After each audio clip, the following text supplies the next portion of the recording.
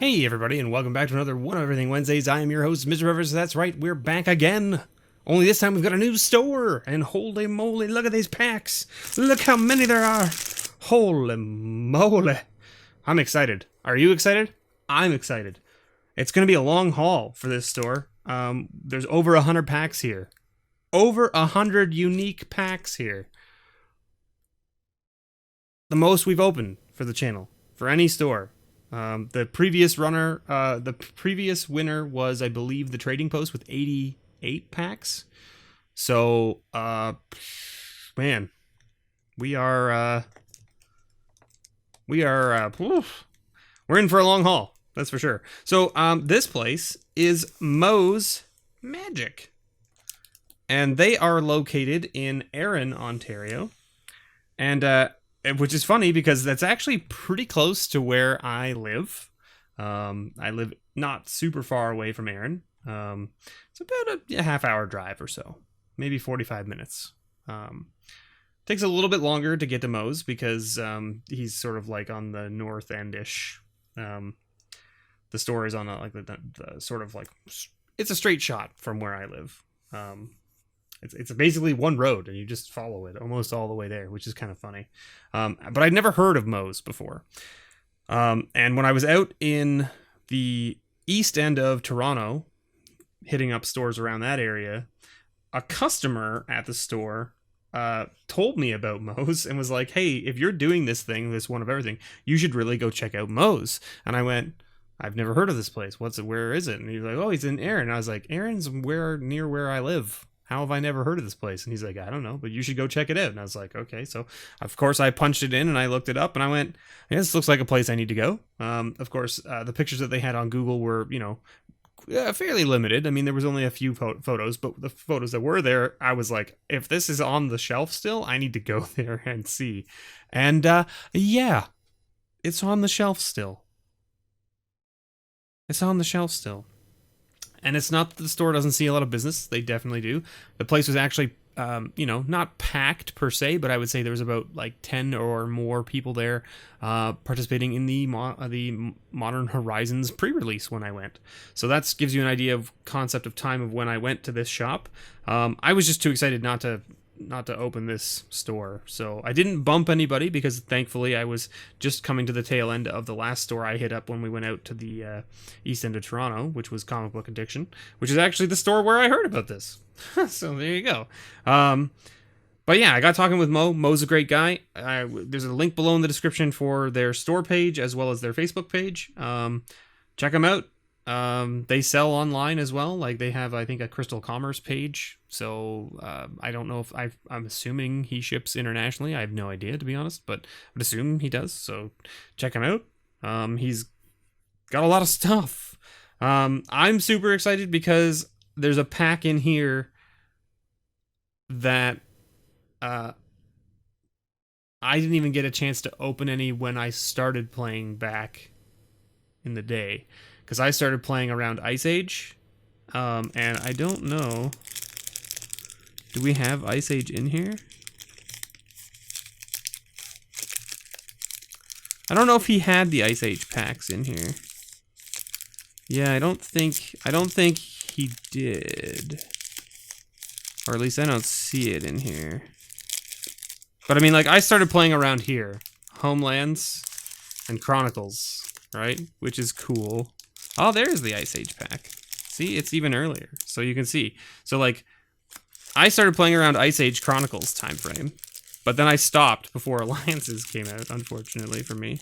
So I have a whole bunch of cards from, like, Revised, 4th Edition, Ice Age, and then I have cards from Fallen Empires, but I don't have any cards from the Dark.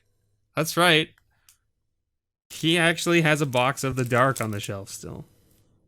And I got a pack, which is pretty awesome. And then also, something to note, of course, we've got Urza's Saga. And not just that, but also Urza's Legacy. And not just that, but also Urza's Destiny. So there's the Urza block, which I've never opened either. Like, you guys saw me open up my first pack of Urza's Saga last week on the One of Everything from Comic Book Addiction. So, there's some spicy stuff coming up. We do 10 packs a week generally in this series, just because I don't like the videos to run super long.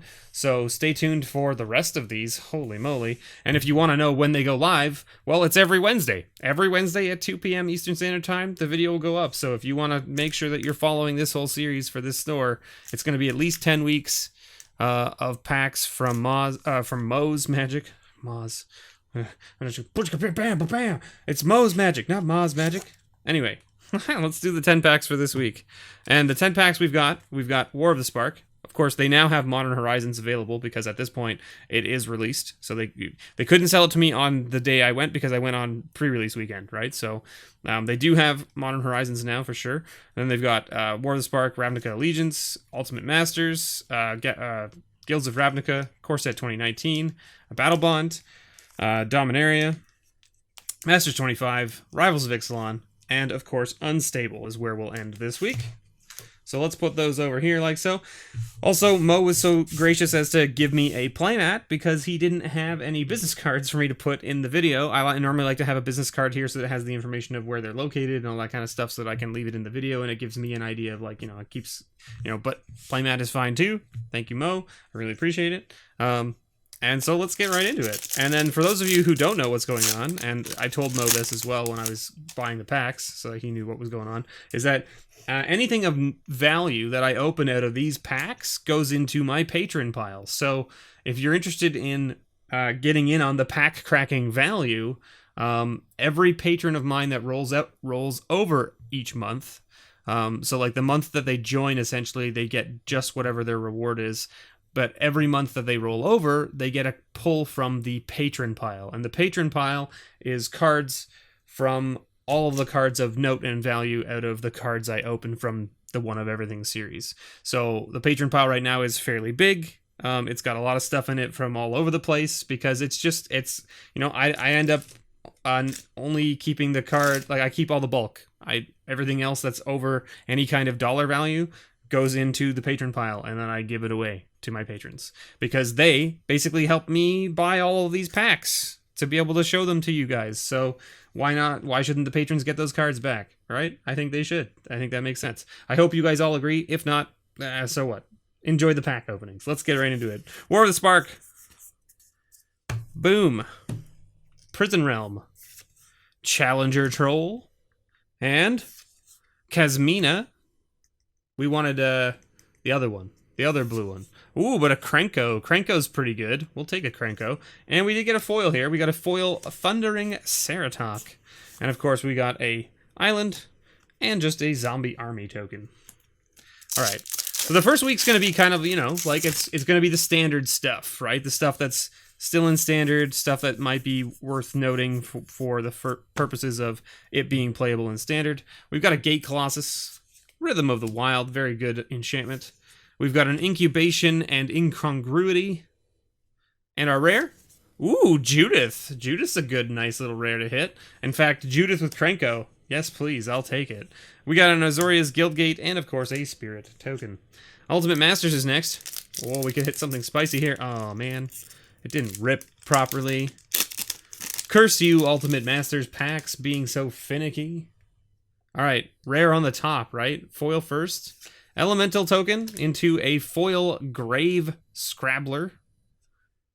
Good old 2/2 with Madness.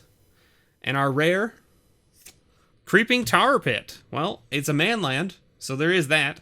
It's not like one of the craziest high-end manlands, but it is pretty cool. We got a Sleight of Hand. Young Pyromancer is an interesting one, and Chainer's Edict also, actually. I don't know if it's still over $1, but I know that it was. And I don't believe there's any commons we need to worry about. So, Guilds of Ravnica is next. Let's see what else we find. If you're watching from Mo's group of customers and fans, thank you for being here. Thanks for watching. I hope you enjoy. I know that he has a lot of packs on the wall, and hopefully you enjoy this walk through all of the packs from his store. Affectionate Indrik, Conclave Guildmage, and Rampaging Monument as our uncommons. Our rare is a mythic Mnemonic Betrayal. Fun little card, actually. Oh, and we got a foil fresh-faced Recruit with a Golgari Guildgate and an Elf Knight token. Corset 2019. Let's see if we can find a bolus, right? Nicky B, as I call him, because I have opened up a ton of Corset 2019 product and have yet to open a nickel bolus. Thud. Meteor Golem. Seeing play right now with the Karn, right? He's seeing a lot of play in the sideboard. Just sideboard tech, but still very good sideboard tech for the Karn deck. Diregraph Ghoul and Thorn Lieutenant also seeing play in standard right now in like the mono green decks. We got our Mountain and an Ox. All right, Battle Bond is next. Does Battle Bond have a pull tab? It does. All right, look, see, that's how it's supposed to work. That's how it's supposed to work.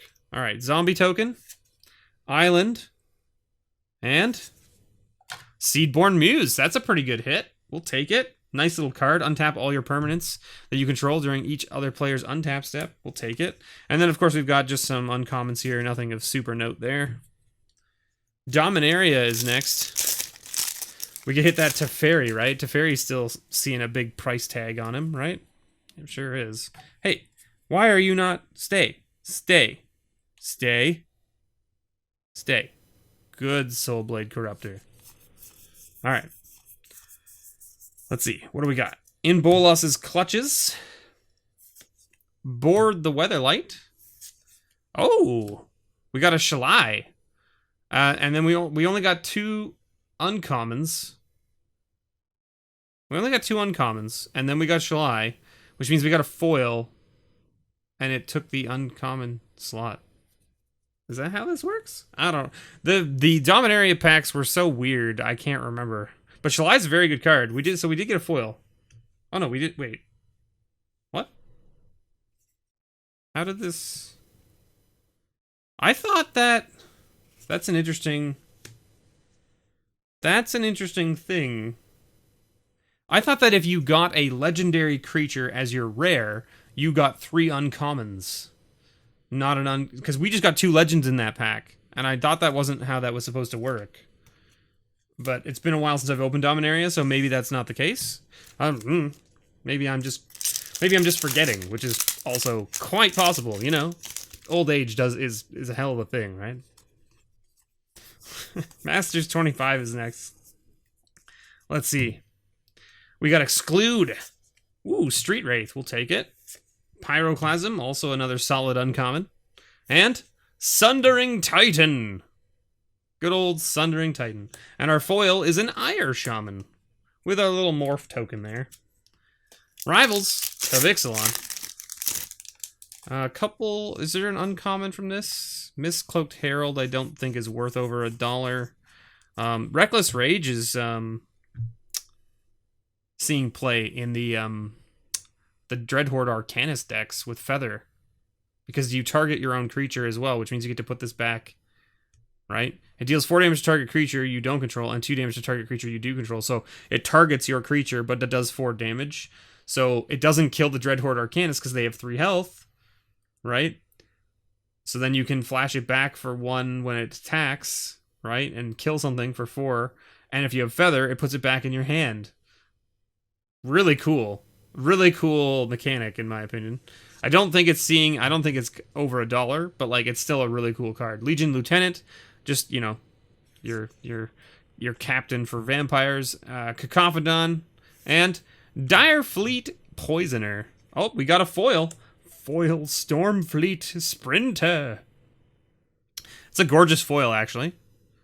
Like with all like the waterfalls in the background and stuff, and like kind of the water he's running on. Very nice. Planes and a treasure token. I don't think any of these are of note, but we'll put them off to the side. And last but not least for this week, we got Unstable, of course. Now, of course, with the Unstable cards, we only put in the rare if it's like something of note. There are no commons or uncommons worth anything out of this set. The set is hilarious. If you never got a chance to play this set, I would highly recommend trying to get your hands on some packs and playing a sealed pool with a friend or a draft or whatever you want to do. Heck, even doing like a Winston draft with this, like, so just get a couple of packs and do a Winston draft with one of your friends. Like, get 6 packs, do a Winston draft with one friend, and just have fun playing. It's actually really fun, the set. Knight of the Kitchen Sink, Sneak, Dispatcher. Zombified something, right? So this is an augment card. So you basically, it doesn't have a casting cost as you can see, but it has an augment cast. So you cast this on a card that allows you to augment it, which I think if we look here, I think we had one. So here, like the Dirty Rat or the Numbing Jellyfish, right? And there's a Hummingbird, right? Humming Jellyfish, Humming Rat, or Zombified Rat, or Zombified Jellyfish. That's how this works, right? And so then you add those augments to those base creatures. What are they called? The host? Is it called a host? Yeah, it's a host creature, which is kind of cool. There's a cool mechanic that they built into this. And then we got a foil Beast in Show, which is interesting because I'll have to check and see if this has a value on it. So the thing is that, like, this set was very hard to collect. Mo and I were actually talking about this. The set was very hard to collect everything of because there was, like 4 or 5 arts of some cards. There were other cards that had, 4 or 5 or 6 different text on them. So, like, the rules were different. So, like, you had A, B, C, D, E versions of some cards, right? So, like, it was, if you wanted to collect the whole set, you had to get, like, one of each. Right, which is interesting. Now, but it still had the same collector's number, so you couldn't put them in a binder based on collector number because it was still the same number, just a different art. So anyway, the fact that this is a foil of one of those cards that has alternate arts and stuff means that this foil is probably rarer than some of the others just because there are so many different arts of this card, that kind of thing. So anyway, I'll have to check that price and see. And then our rare is Better Than One, which is 2 heads, of course, are Better Than One, as you can see. And we've got, of course, that full art forest, which will go in the patron pile for sure. We got a Sundering Fork and a Top Secret Tunnel with a foil fairy spy token. Oh, there's Urza's head. There he is. That's the Urza that everyone's talking about, right? From Modern Horizons. There you go. Thank you so much for watching, everybody. This was the first week of MOZ Magic. Tune in next week, because we're going to open up some more spicy stuff. Like, I mean, you think, like, okay, so we're going to get into, like, the stuff that just rotated out of Standard, but we're also going to have, like, Eternal Masters, and we're going to have Conspiracy Take the Crown, and we're going to have all the sets that had Masterpieces in them, and so, like, and we got Iconic Masters is what we're starting with, like, so next week's going to be a spicy week, too, so let's stay tuned, and let's see what we find. Thanks so much for watching, and as always, may your pulls ever be better.